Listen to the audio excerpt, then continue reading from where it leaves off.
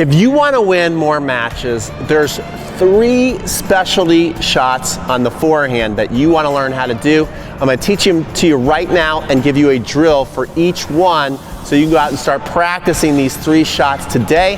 And I'm telling you, if you learn how to hit these, it's going to create so many opportunities. You're going to be creating a lot of unforced errors and a lot of weak replies from your opponents. So if you're ready, let's get started. Okay, so our first forehand specialty shot, I call it the high and heavy. Rafael Nadal, in the beginning of his career playing against Roger Federer, this was basically the kryptonite that Roger Federer couldn't handle, and that was Rafa's ability to hit that ball high and heavy to Roger's backhand, and Roger really couldn't do anything with the backhand up there, really hard. So if you're going to play a one-hander, this is a shot you definitely want to pull out as a strategy. If you play a full match against somebody with a one-hander and you don't use this, you're leaving a lot of free points on the table. Let's put it that way. So what does the high and heavy forehand look like? The ball is just what it sounds like. The ball is going high over the net.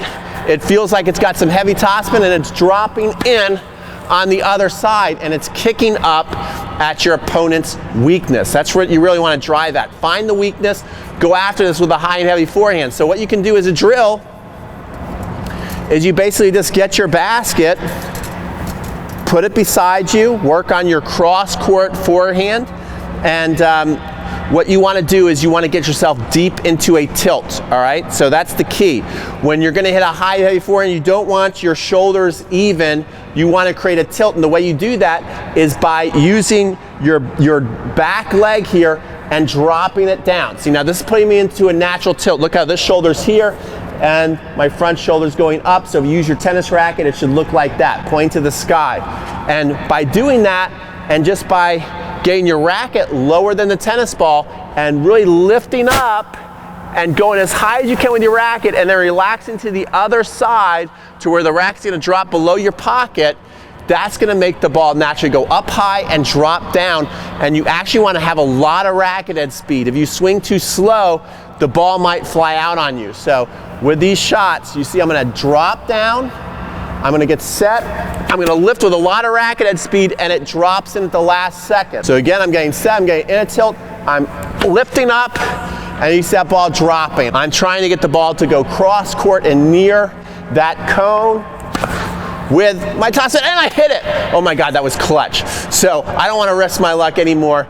Work on that high and heavy, and we'll be back with exercise number 2. Okay, so this next forehand specialty shot works so well in singles and doubles, especially if you're playing people who tend to serve out wide on you, and you can hit this with a forehand or a backhand, but we're teaching forehand today, and you can come inside the court. So whether you're rallying or you're returning serve and you're inside the court and off to one side, you can use this angle forehand. Lots of people call it a windshield wiper shot.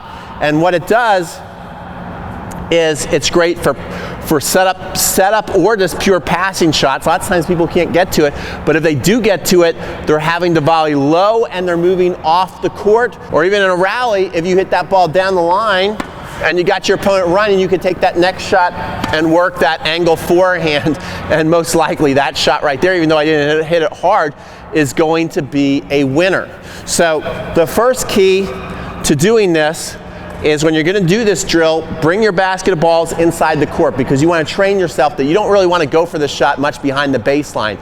Then it becomes very high risk and low reward. But when you're inside the court, it flips. Now all of a sudden it is lower risk and higher reward. So we're in here. I think an open stance is a good way to hit the shot. So you're working on going open stance, and you really want to be looking to hit the ball on the outside bottom, and you want to almost be playing a game of chicken with the ball. We're not looking at this through this ball much. We need it to land short. So we're going to be lifting up quickly and again finishing down. And so you want to think of it as a pocket-to-pocket shot. What do I mean by that? We're going to prepare around our pocket. So here's my pocket right here, and I'm going to finish around my pocket. That is basically what a windshield wiper forehand is.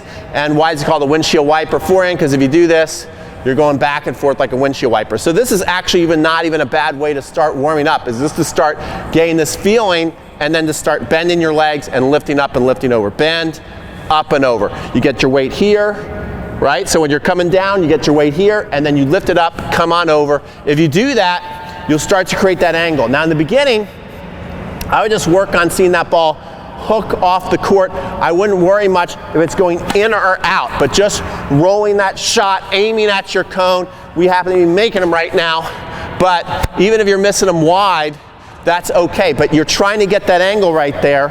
And again, just going pocket to pocket.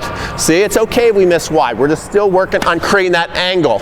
See, that one's good, but I want it to go more off the court. So if I can get that thing to go off the court like that, then we know that we're bringing our opponent, they're in a world of trouble. We're playing singles or doubles. You can see how that's super effective.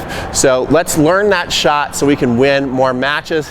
And I'll show you our third one, which I call the crush and rush. Okay, so our third specialty shot is called the crush and rush. And that's making our opponents pay for those meatball forehands that land around the service box. And a lot of people don't take advantage of them. They end up missing the shot or not doing enough with it. And I think most of the problem comes within the footwork. So you want to really work the rhythm of your feet, and I like to call it a double hop, and then you explode into the ball. So you want to learn how to hop, hop, and hit. What too many people do is they're back here on my camera. Let's say you're just seeing the ball here, and you watch the ball, and you want more time because you really want to kill this shot. And so you see the ball come here, it bounces here, it goes up high, and it starts to drop. Now by it starting to drop, even though you're thinking, oh yeah, this is much easier, it's coming in my strike zone, it gets harder to crush. Now you've got to kind of hit up on the ball to get that ball to go in, and you're going to miss a lot long, and it's going to be tough, and you're also not getting the court position you want, because what you want to do is be able to crush this, and if it comes back, you're right on top of the net to put the ball away. All right? So what I'm going to do is I'm just going to get a basket of balls, and I'm going to work on throwing the ball out in front of me, and I want to catch the ball on its way up to my chest. I want to hit at the chest, maybe even a little higher than the chest.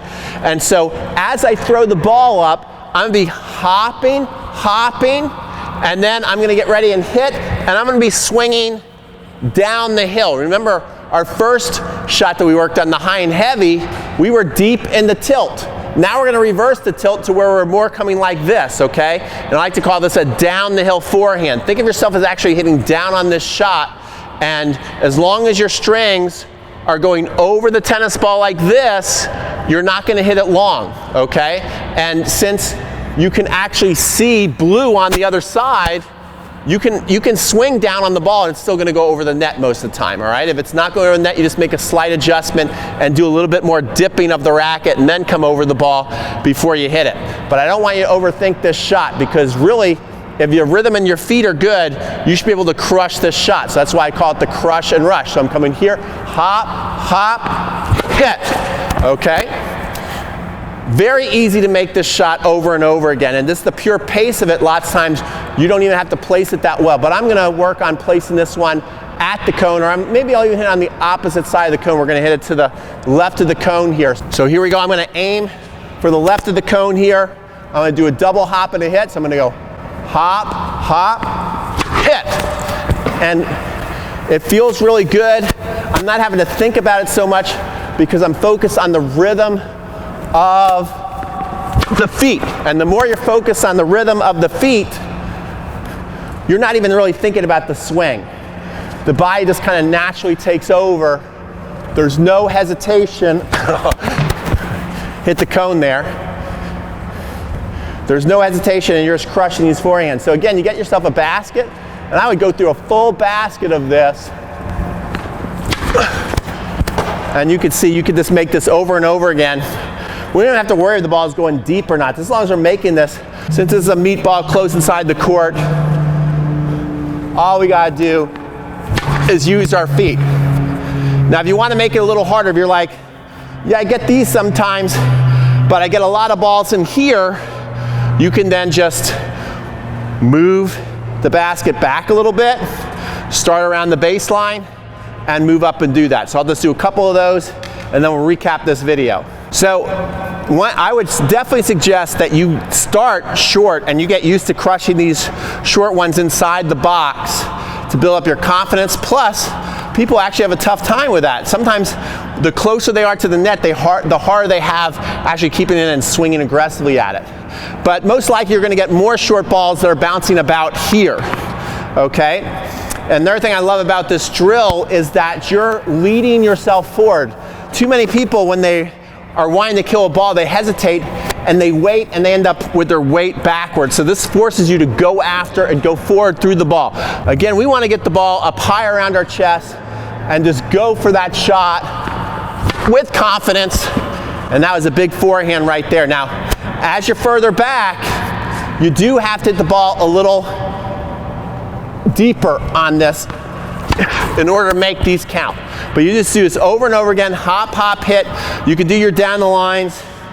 You can also practice your cross courts. Okay, so let's recap what we learned, and let me give you the #1 tip to each one that you want to be doing. The first one is the high and heavy. We want to use this shot, especially if you find yourself playing somebody with a weak one-handed backhand. You want to get it up there, and what you want to think about is getting yourself into a tilt. When you get yourself into a tilt, it's going to enable you to lift up that shot and have it spin and bounce very high at your opponent, and it's going to feel heavy to them.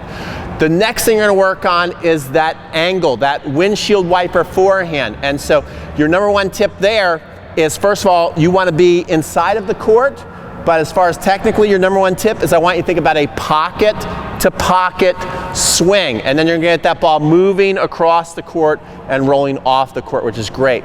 Your final exercise that you're going to do is you're going to be doing the crush and rush. And what I want you to think there is the rhythm in the feet, and it's a hop, hop, and hit move. And when you do that, you do those 3 exercises, you're going to be upgrading your forehand because you're going to have more variety out there. And so if you want to go deeper on the forehand, if you want to just be crushing your forehand, winning tons of matches, I've got a challenge for you. It's an Upgrade Your Forehand Challenge, a 7-day challenge. We actually finished up a 7-day serve challenge and people loved it. So we're going to be doing a 7-day Upgrade Your Forehand Challenge.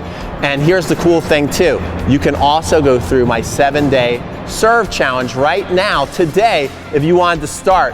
And you can save $20 off the normal cost, because if you're watching this video in February, we're starting the 7-day challenge in March. And so I'm going to give you the opportunity to lock in.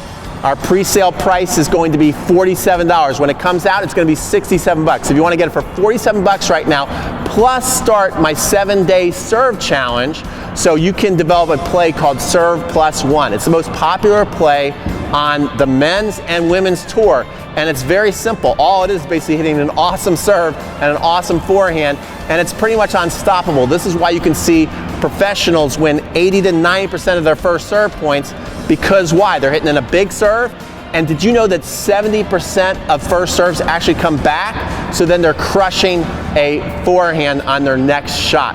So if you love this video and you think it will help you, I would really like a like right now.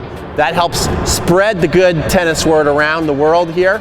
And also subscribe if you don't want to miss any of my future videos, because we're focusing a lot on the forehand. So if you want to learn a lot more on the forehand, subscribe to this video.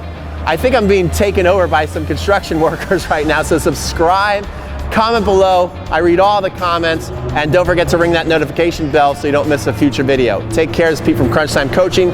Sign off. Hopefully they're not going to take this building down.